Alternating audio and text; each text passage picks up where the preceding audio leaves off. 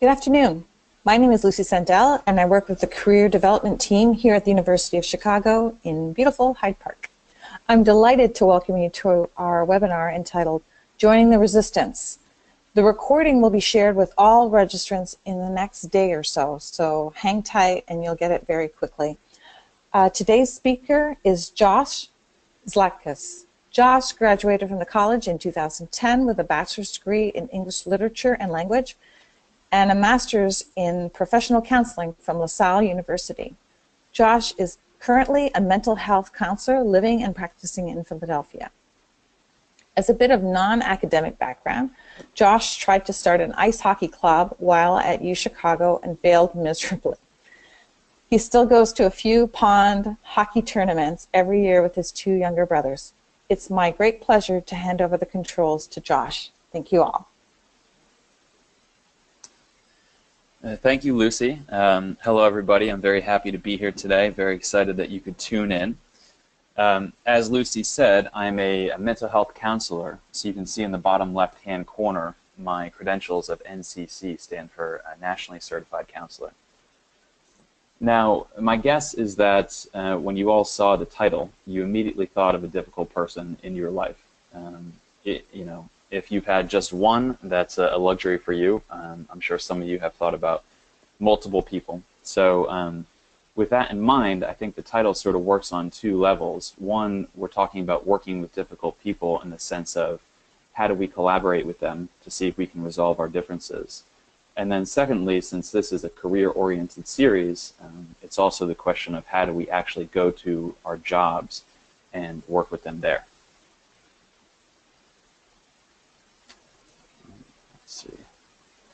Okay, a little bit about me. After I had 3 wonderful years at the University of Chicago, I ended up going down to Atlanta and I sold textbooks for McGraw-Hill. Now, a lot of people don't know this, but the books that you use in your introductory courses in college are to some extent determined by the sales representatives that publishing companies send out.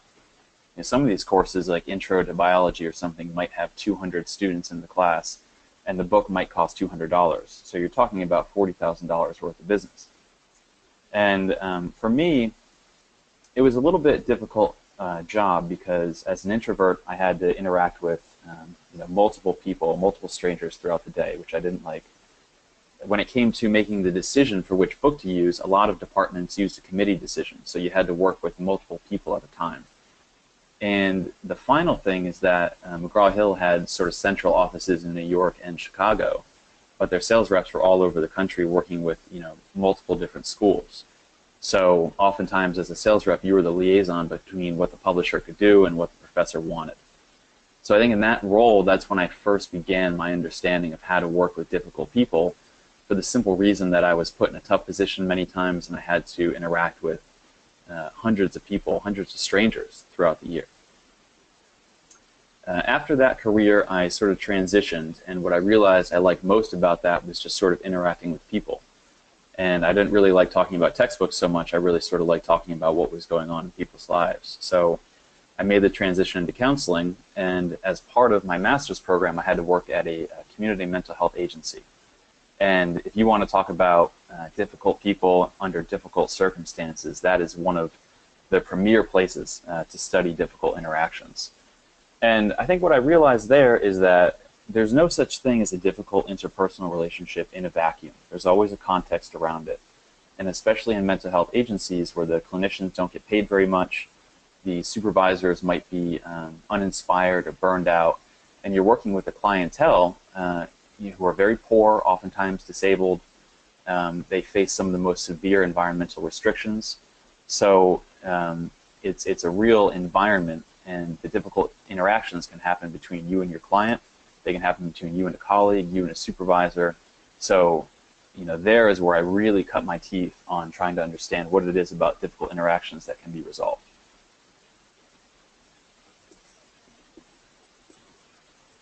Okay, so let's do, after this slide, we're going to do a poll. And I want to hear from the audience, what makes a coworker difficult? I've thrown down a few things that I've found in my experience. Indirect or unclear communication, poor performance at the job, they're just not very good at it, Poor social or self-awareness, right? Maybe the person doesn't really know when to say things or what not to say or how to handle a certain situation. Unrealistic demands or expectations. Maybe your manager thinks that you should be working harder than you should. Maybe as a manager, you think your employee should be working harder than they think they should. Or finally, just a bad attitude, pessimism, always complaining, someone who, when you sort of get into their sphere of influence and they start talking, it's just a barrage of negativity. I'm sure there are others, so I would love to throw the poll out here, Lucy, if we can, and just get a sense for what is the major sort of pain point for you all in the audience from these options. Great. If you'd like to share your answers, we're going to close the poll in about 10 seconds. I see people answering. Thank you so much.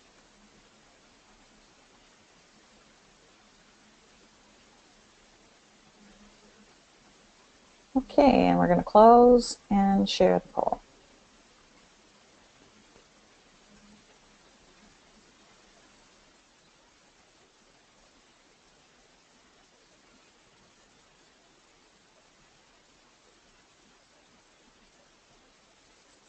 Josh, can you see the poll's responses? I cannot see the results yet. Should I? Yep. Well, let me run the background for you then, rather than keep people waiting. 12% said indirect or unclear communications.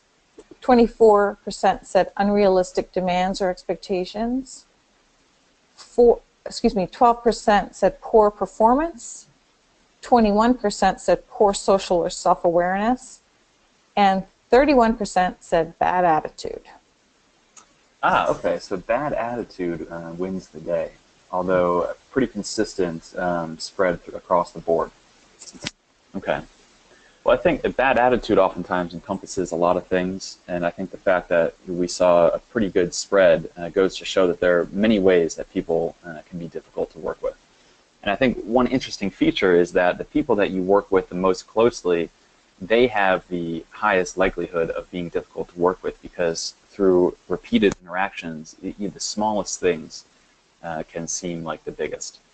So let's jump into how to interact, right? And we have a difficult person. That's an experience that we can all relate to, whether it's at work or outside of work.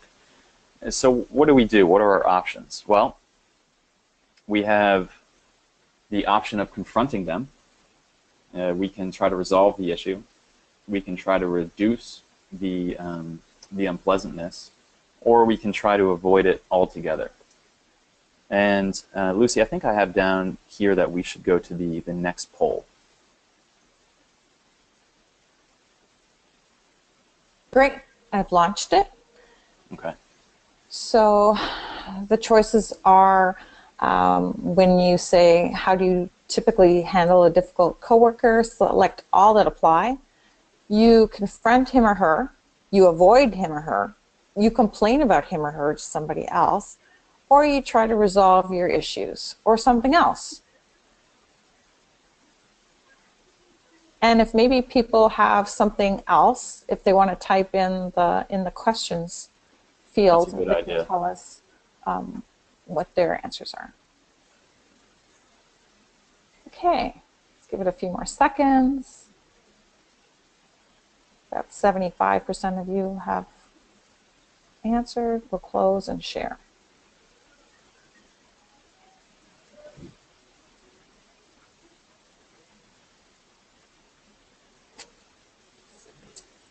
Okay, so polling results are that 22% of people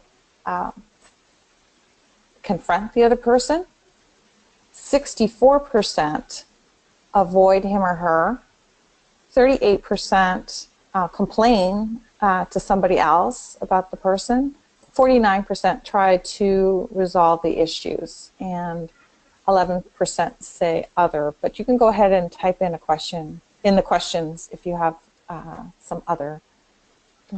Okay, so we have avoid kind of coming out there as the favorite option.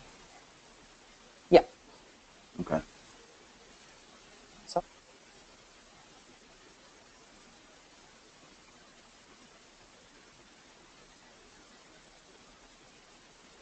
Lucy? yeah, sorry.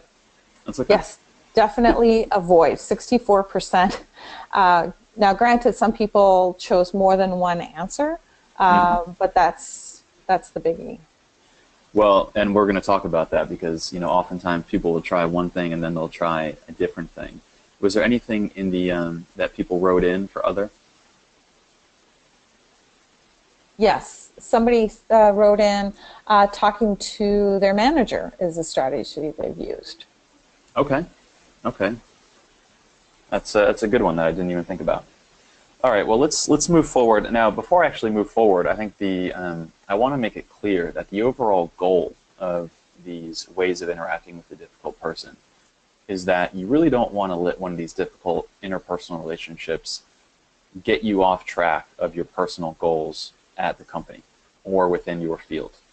And a lot of times that will happen, right? A lot of times you won't be able to resolve something with a person that happens to be your manager or happens to be someone that you work with very closely. And so your options are to leave the company or try to go to a different division, or you end up confronting the person and it doesn't reflect well on you and you sort of hurt the two of you.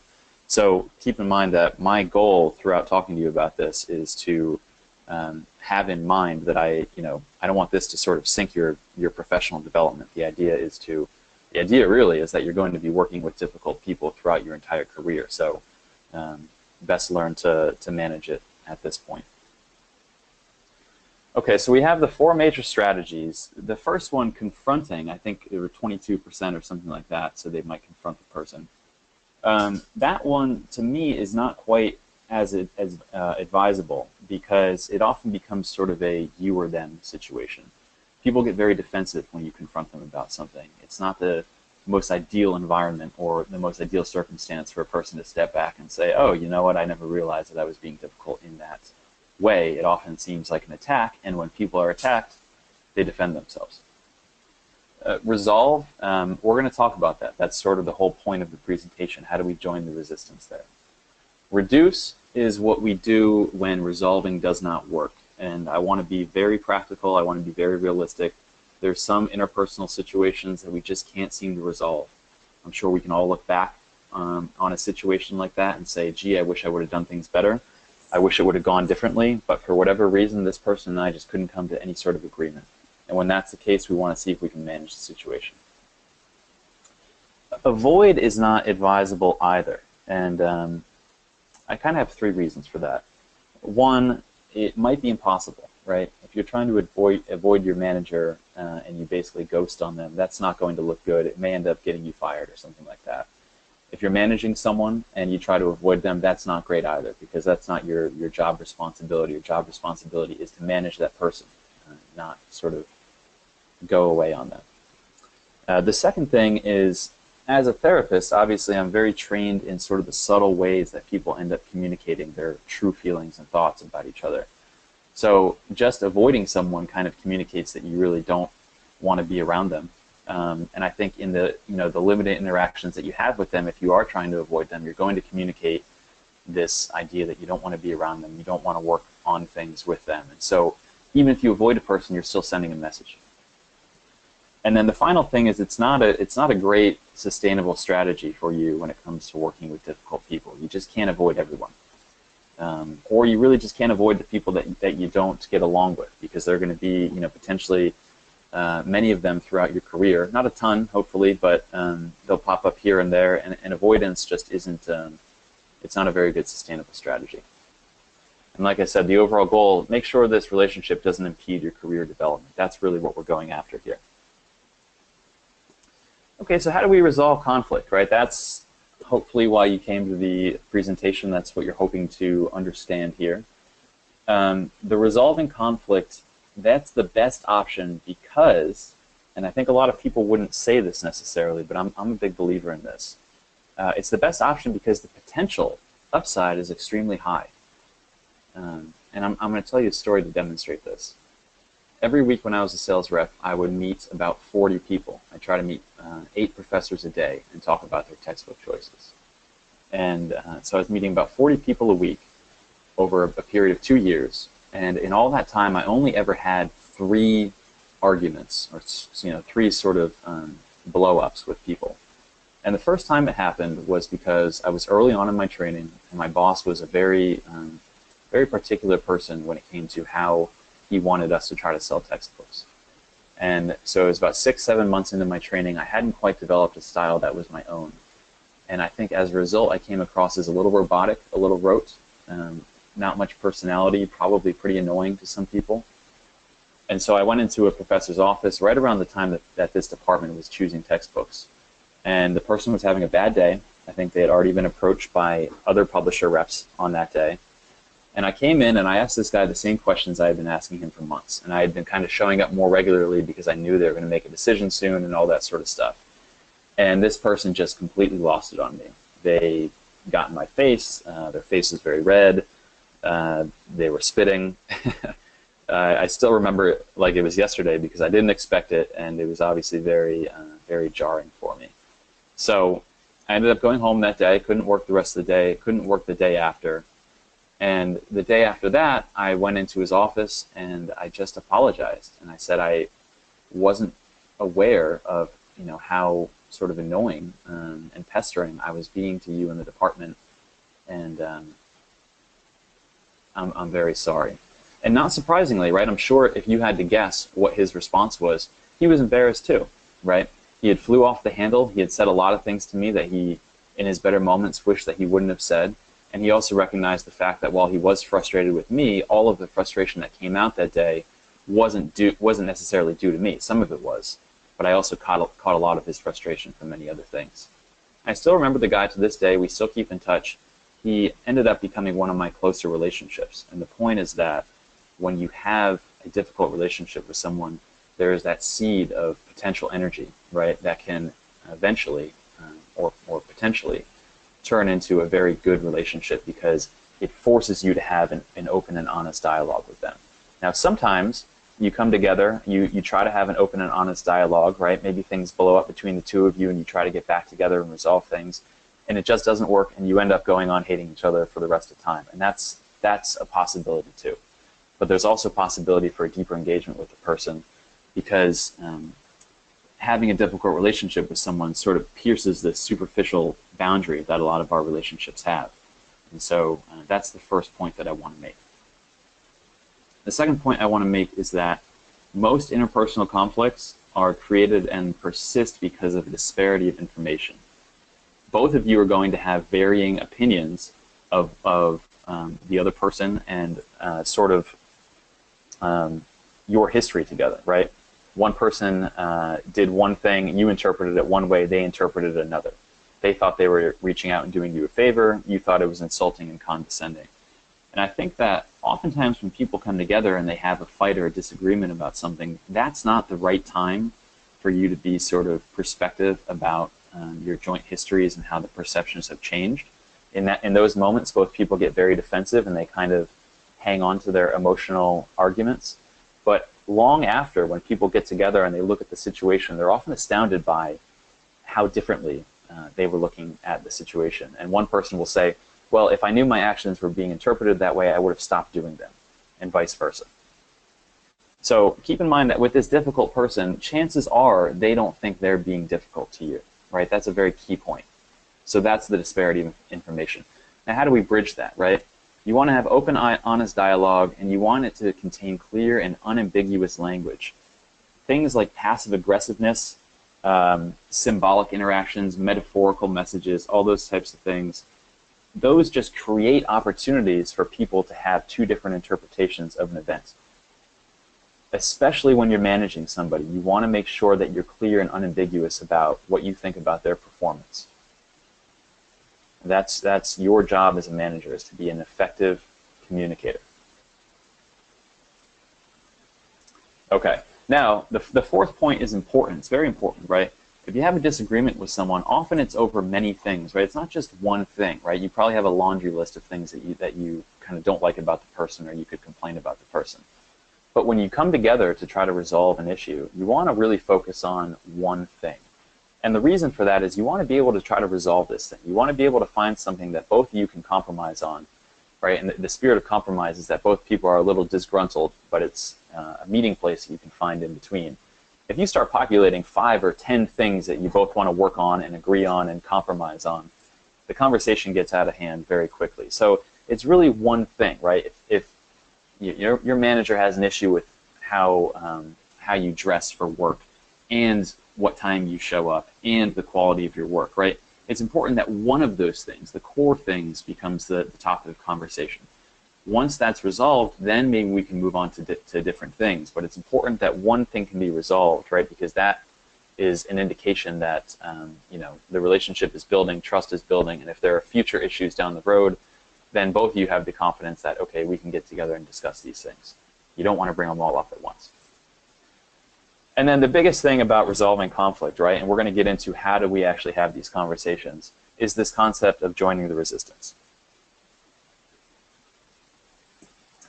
And you know what, Lucy? I believe I have my final poll at this point. Yep. Okay, let's do it. Because of my difficult coworker, I have thought about, and please select all that apply, trying to get him or her fired, leaving the company or transferring within the company, sitting down with him or her and trying to fix things, whether I too am a difficult person or none of the above. Interested to see what we get here. Oh, me too. Couple more seconds.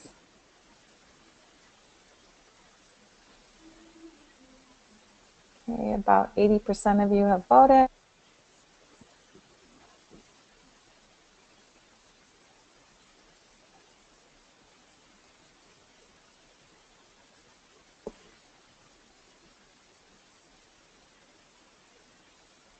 Okay, so I'm not going to go in the order that they appeared. I'm going to go in the order that people chose. So 67% chose leaving the company or transferring within the company. At least they've thought about it. 65% wondered whether they too are a difficult person. 55% thought about sitting down with him or her and trying to fix things. 29% thought about getting him or her fired, and 6% have done none of the above. Okay, so over 2/3 of the people thought about leaving the company or transferring within the company.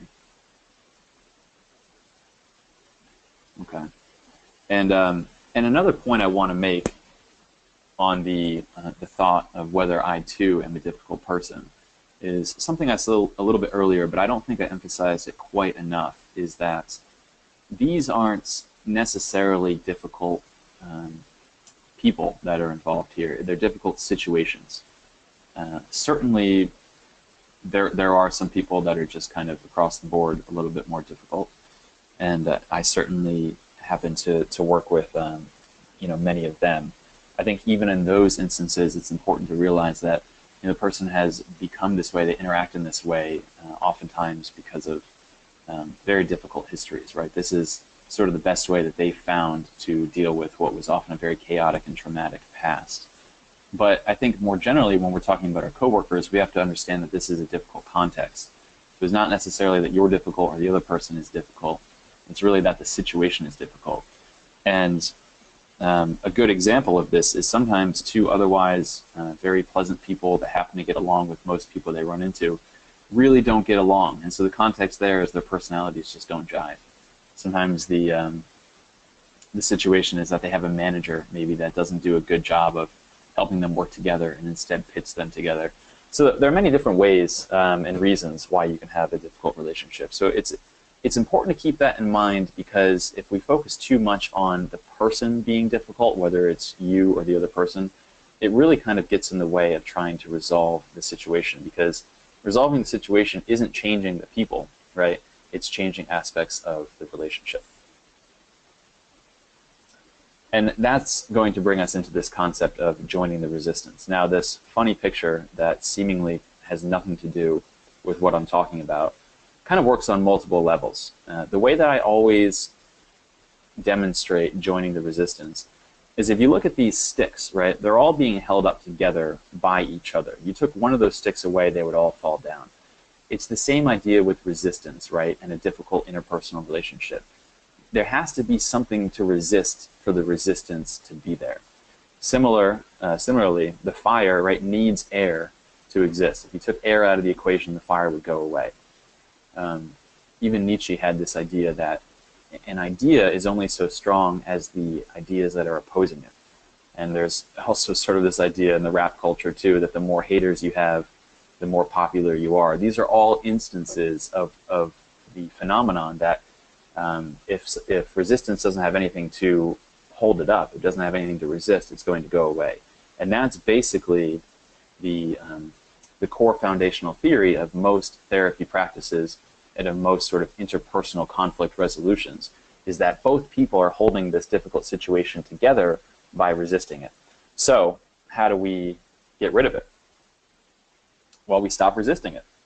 I mean, it's really that simple. And some of the ways that we do that are, the first is a join, right? The join is a term that we use in the therapy field, which basically means agreeing with the person, okay? But the main difference is that we don't necessarily want to agree with their content. Sometimes it's very difficult to agree with their content.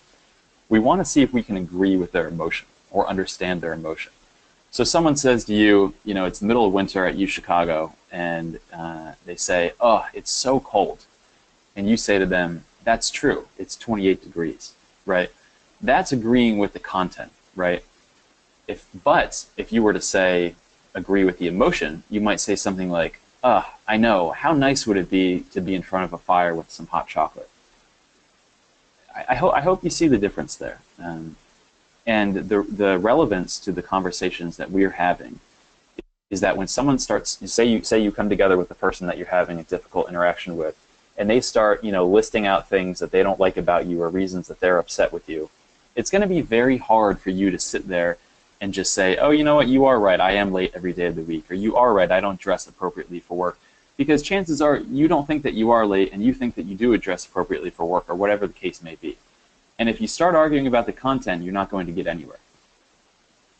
So the most important thing that I can impart to you is try to understand the emotion behind what the person is saying and agree with that. Person says, you come in late every day of the week, and you know, I just simply can't work with that. You might say something like, look, I can understand how if you think I'm coming in every day, you don't think I'm doing a good job, okay? The question is, right, how do we resolve this, right? How can we move forward to work better together? And that conversation is built, the foundation of that conversation is built on understanding the emotional situation of the person on the other end. Now, what this involves is managing your emotional reactivity too, because like I said, if you don't think you're coming in late every day and your boss does, it's going to be hard for you to sit there and just sort of take it, right? And so that's why trying to understand the emotion of the boss isn't necessarily agreeing with the content. And it doesn't have to be a boss, by the way. I'm just kind of getting fixated on this instance. You don't have to agree with the content. You have to demonstrate to them that you understand their emotion. Now, the curious thing about interacting with people in these types of settings is that I think there's an implicit sense of awareness. I'm talking about the bullet point here that says both sides get more.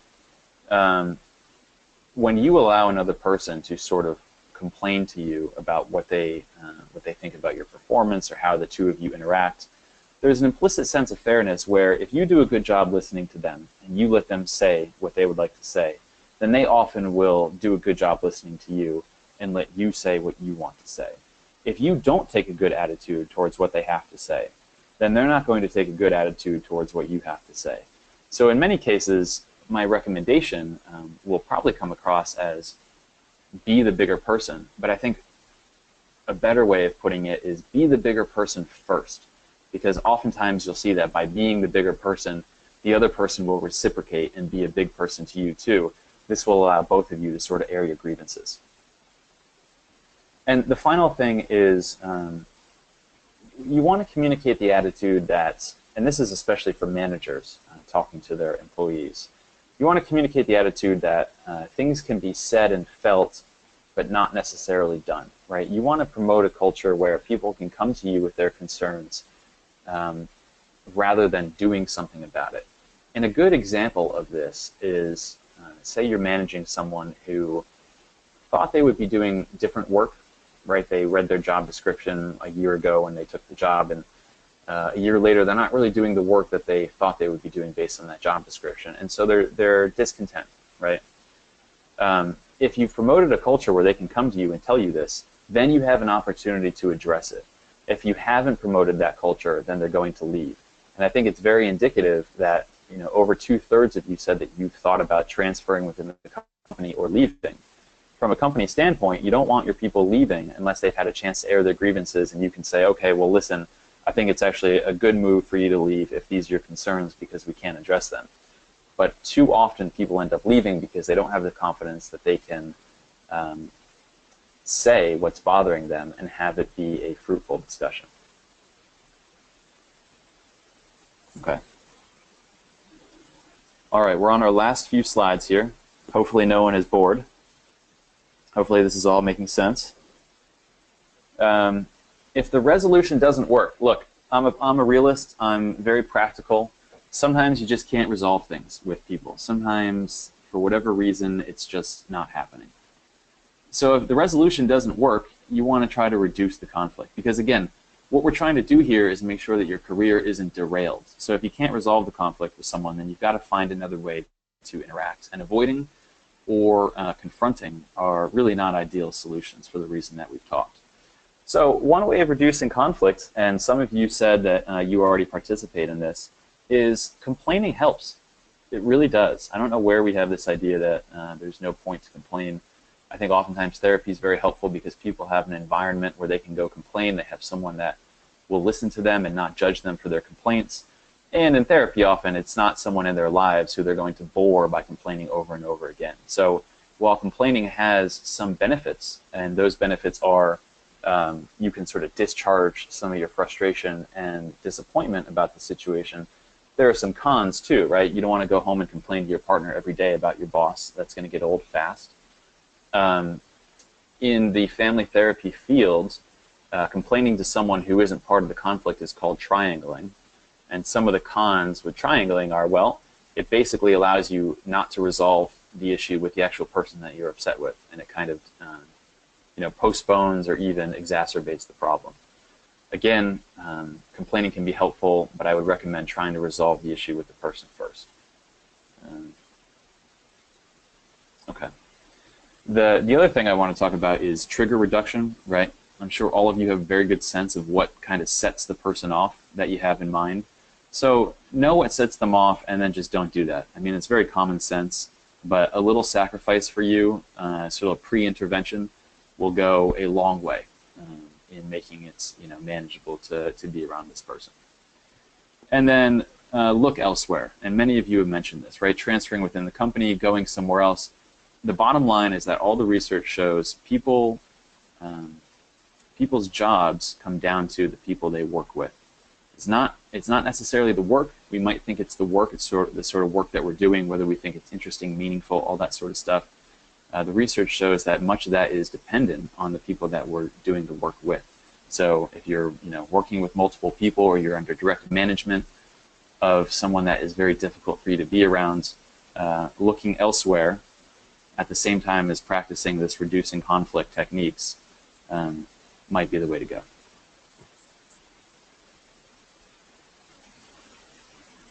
And look elsewhere also means look elsewhere for support. Ideally, your manager, your mentor at a company is the person that's going to provide you that support, but sometimes support comes from unknown places. Keep that in mind. Be very entrepreneurial about where you get your support. Keep all doors open. Support doesn't always come from the places where it's supposed to. Okay, so we're going to wrap up before we do the question part of this, and I just want to say, happy to receive your emails about your unique, difficult relationship. The key word there is unique, okay? Everybody's situation and relationship is going to be different. It's because you're dealing with personalities, and more importantly, you're dealing with context, right? That's the main point that I really want to make here today. So it's not about changing the people necessarily, not about changing yourself or the other person. It's about coming to better grips with the situation that exists. Feel free to go to my website if you'd like. I do private practice in the Philadelphia area.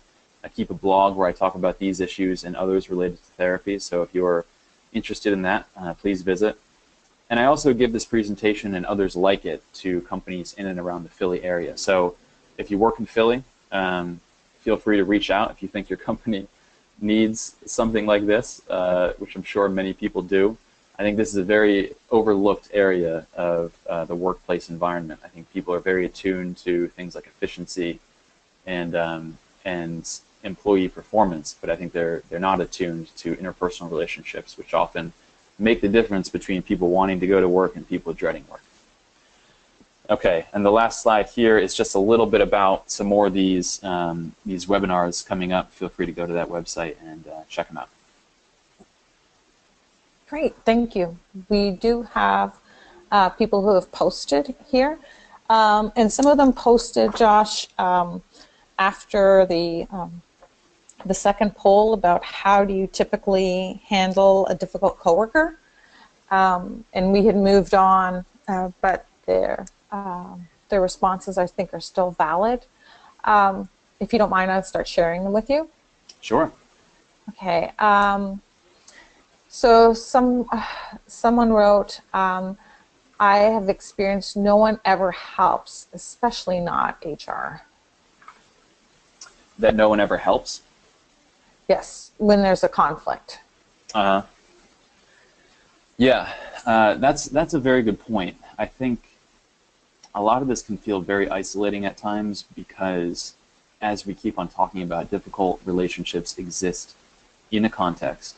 And it's very easy, I think, for people to feel like they're completely isolated. And if they even try to approach the situation, if they try to resolve it in any way, it's going to backfire and they're going to be kicked out immediately. I've been there. In my community mental health experience, it's just a very high stress, high turnover, high burnout type of environment. And you're working with difficult people on all sides. And sometimes it feels like you're the only sane person there. So, you know, I think working in that type of environment is, you know, probably is terrible. You know, it feels terrible. And I would recommend the look elsewhere. You know, looking elsewhere sometimes can come across as the glib suggestion because, you know, people have jobs and they might be doing exactly what they want, but not with the people that they like. They might have financial obligations that they can't easily get out of. They might not know what else they're going to want to do. But keep in mind that look elsewhere means look for support elsewhere. If you feel like your work environment is crazy, no one understands you, you're out on a limb on your own, you might not feel like you can get support there, but there are other places that you can get support.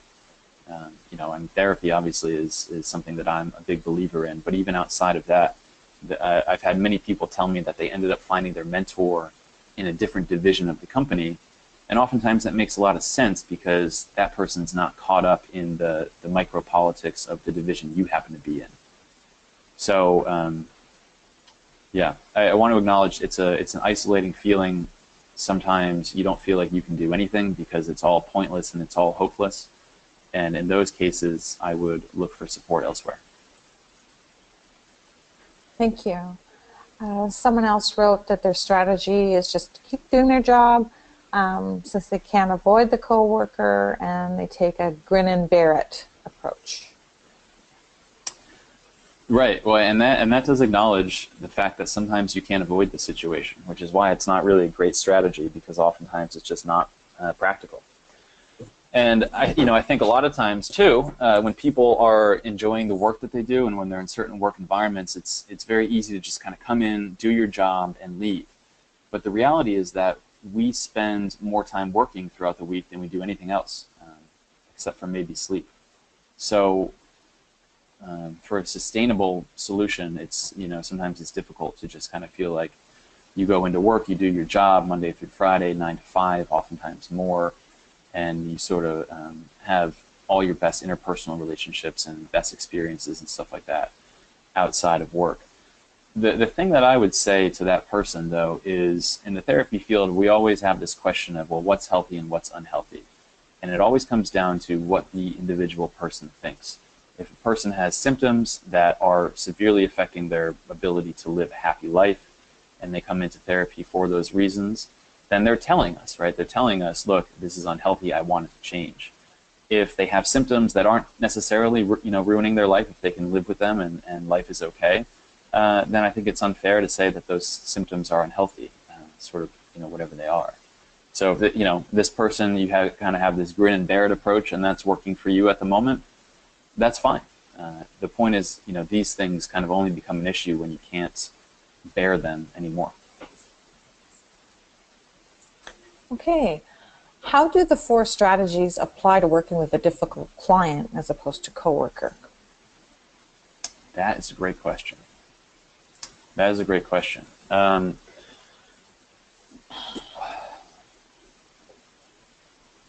Off the top of my head, I wouldn't say that anything changes necessarily. I still think confronting and avoiding the client are going to be poor strategies. I think that, like I told you the story of that Professor Mark, oftentimes resolving a conflict with the client, while it may seem like that could be a great way to lose the client, also has the potential to make that a tremendous relationship going forward. So there's a little bit of risk reward there you have to think about. And my guess is that most people probably just try to reduce the conflict when it comes to a client, because there's the idea that, well, you don't really want to lose them. Sometimes you can't afford to lose them. But boy, are they annoying. So I'm going to do whatever I can to make it as easy as possible on myself to work with it. Okay. I'm not really sure what, but I'm just going to read this, and I apologize to the asker if I get it wrong. Give the person what they want, create a record or memorandum summarizing what I've advised and the fact that the individual acted contrary to professional advice. Yeah, to me, sort of what that sounds like is a person assuming that the resolving part of this is not going to work, and so sort of seeding grounds for terminating their employment or your relationship or something like that. I mean, to me, that sounds like if you've already tried to resolve the conflict and maybe even reduce it, and the person's still not listening, well then look, you can sort of officially go to them with these demands and document the fact that they haven't complied. One thing I didn't mention that's probably important, and I thank the person for posting this because this is an important part. If you're going to go into the resolution phase and try to resolve your conflict with the other person, it's really important to try as best you can to give it a chance, right? And there's no point in going into resolving part of the conflict thinking to yourself, well, this is a complete waste of time, right? You might have that suspicion, that's fine, that's always going to be there. But the way that I think about it is everyone deserves one chance, and because most interpersonal conflicts originate around a disparity of information, what you think are the facts are probably not what the other person thinks are the facts. So you owe it to both of yourselves to try to have a clear, unambiguous conversation about what the issues are. And if that doesn't work, right, if that sort of blows up in your face, well, then you've got the reduced part of this to go to. But if you're going to try resolution, there's no point in doing that if you don't at least partly believe that it could work. Thanks. This question, I like this question. Not that I don't like every question, but this one is interesting. Are there great workplaces where one has no difficulty with a coworker, or does that not exist? In other words, if you leave a job because of a difficult coworker, is it likely you'll just encounter a difficult coworker somewhere else? That is a great question. And in my experience, I feel like my experience has given me a pretty clear answer to that. Yes, you will encounter a difficult coworker someone else, but usually it will not be of the same intensity as the place that you left. In my experience, I found that when people have such an intense, unpleasant experience that they sort of feel like they have to go somewhere else, they usually don't find such an intense, unpleasant experience where they go next. And I think a lot of that has to come down to, if you think about how many people that you work with on a close basis day to day, it's not a ton. I mean, we're not talking about 30 to 50 people that we work with closely on a day-to-day basis. We might be talking about anywhere from 2 to 10. So it's sort of like getting a hand in 5-card poker. You might get an ace once in a while, but you're not, every hand you're not going to be getting an ace. And that's sort of the way that I think about it. The chances just are not very good that you're really going to find a person and a situation that is so distressing that you feel like you have to leave. It's not going to happen time and time again. But I do also appreciate the sort of the implication there is that, yeah, workplaces are, maybe not the place that we would want to be spending all of our time. They're often very stressful. There are a lot of reasons why there are interpersonal conflicts at work more than other places. Right. What if there's a power differential in the difficult relationship?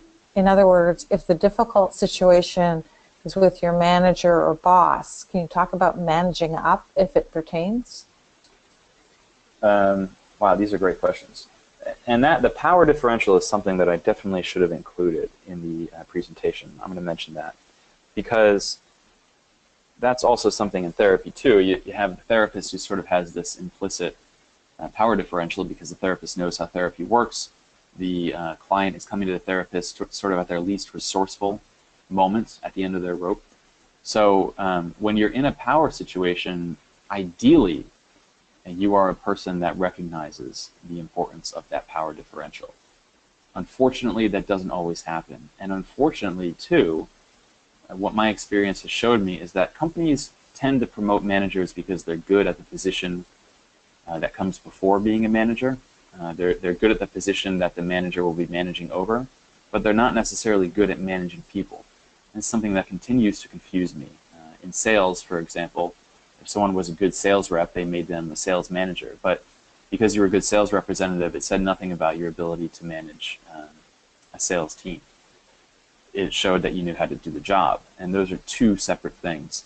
So when it comes to this question of managing up, you're in a very difficult position because you don't have the power, and so the risk of having this resolution phase go poorly means that you could pretty much lose your job. And I think that's why a lot of people have this tendency to avoid or transfer and all those types of things, because as a manager, it is your job to promote a culture where people can come to you with their issues. But very few people feel comfortable doing this because it requires a certain degree of certainty in how good you are at your position. It requires a certain degree of self-confidence that you can hear other people make complaints about you and your management style and still feel like you're okay and you're a good person and you're good at what you do and all that sort of stuff. When it comes to managing up, I think that the approach there is to realize, if I go back a few slides,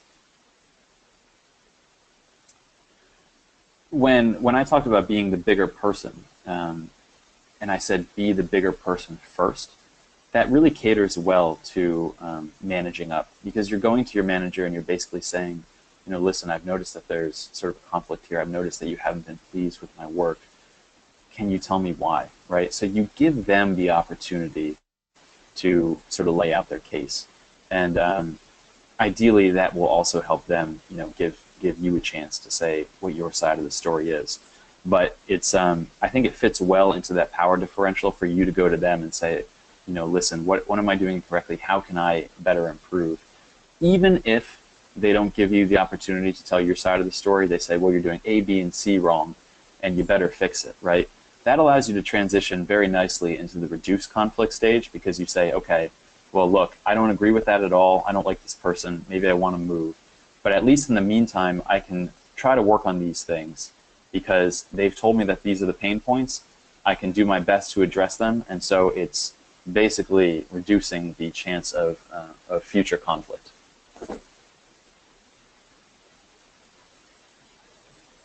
Great. This question could have been written by me. I think the trigger reduction is a great point. I was actually thinking it was for me to figure out my triggers and to learn to move through those, i.e. not take the bait. That's a terrific point too. I'm actually going to write that down as well. I mean, and I think what that question recognizes is really the point that I'm trying to make is that this is both people are keeping this relationship the way that it is, and sometimes it can be very obvious that the other person, say your manager or something, is sort of objectively a difficult person, and you get this sense because a lot of people that they manage have the same complaints and all that sort of stuff. But what you also have to realize is certain things will trigger you. So your boss's insistence on very good paperwork or something like that might really bother you because you're not a detail-oriented person. You're a big picture type of person. So being managed is a great way to gain some self-awareness and to sort of seed the ground for how you're going to manage people too, because there's a lot of investment these days. There's a lot of research going into sort of personality types and how different personality types enjoy being managed. What people are realizing is, no surprise, it really takes kind of a customized strategy to meet every person's needs when it comes to being managed, being mentored, all that sort of stuff. So trigger reduction, that person makes a great point. Sit down one day and write down a list of your pet peeves, right? And then next to those pet peeves, check off the ones that your boss triggers in you. And I think you'd be pretty surprised to see how and it doesn't have to be your boss, it could be anyone, but you'd be pretty surprised to see how the people that you have difficult relationships with, they really have a good way of sort of grinding your gears. Great. Well, we have a few minutes left, and the questions keep coming. So thanks, Josh, keep it going. Yeah. for accommodating us. What about working with a person who puts peers down to their faces, bosses and subordinates? This has happened twice to this person. One boss figured it out, another hasn't. Wow, you all are working with some difficult people. So this person is putting people down in front of others. Yes. Okay. Yeah. And did you mention something that they're doing it in front of their boss? Yep. Okay. Right. So what you have there is an extremely unfortunate situation, because what that communicates at the same time is a few things. One, this person is getting away with this, right? Because their direct manager is there and doing nothing about it. So that kind of takes out the option that someone mentioned earlier about going around the person to their manager, right? That doesn't seem like it's going to work in this case. What you also have, unfortunately, is sort of this public shaming type of thing, which is just kind of a real exploitation of the power differential. And it's someone that doesn't quite understand the meaning of their actions and the responsibility that they should have in that position of power. And it sort of demoralizes the troops too, right? All the people on the level of the ones being insulted feel like they're sort of being insulted too, and that there's nothing they can do about it. That doesn't sound like a very good situation. I am thinking to myself through the techniques I recommended, and I would be very leery about my chances of sort of resolving a conflict with this person. The only thing you might have going for you is it sounds like everyone on your level probably disagrees with the way that the person is going about this, and so you have a little bit of a strength in numbers. You might have a little bit less of a worry that if you stick your neck out, it's going to be chopped off because other people might be willing to stick their necks out with you. But ultimately, that doesn't reflect a good management structure, and that's what I would sort of be most concerned about. Yeah, what I would say is have me come to the company. I'll give a little presentation, and maybe the message will come through. I agree. We're coming up to our last minute, and I know there's still questions out there. Josh has shared his contact information, so you can connect with him directly, or if you missed it, you can always write to me and I'll forward it to Josh. I'm astounded at how many people have difficult workplaces, and I'm really sad that people are experiencing that.